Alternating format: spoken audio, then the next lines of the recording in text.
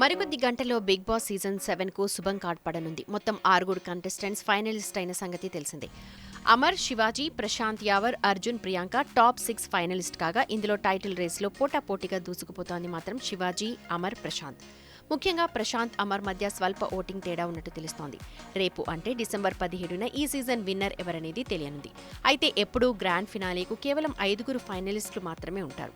కానీ ఈసారి 6 ఉన్నారు.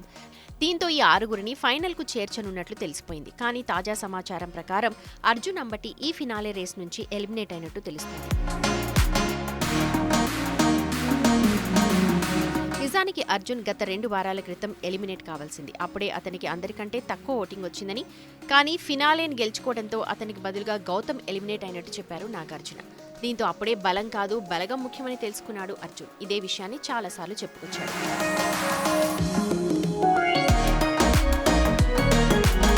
నిజానికి వైల్డ్ కార్డ్ ఎంట్రీగా కాకుండా సీజన్ మొదటి రోజే హౌస్లోకి అడుగుపెడితే టాప్ 4లో ఉండే కంటెస్టెంట్ అర్జున్. ప్రతి టాస్క్లోనూ అదరగొట్టేశాడు. కండబలం కాదు బుద్ధిబలం కూడా ముఖ్యమే అని నిరూపించుకున్నాడు.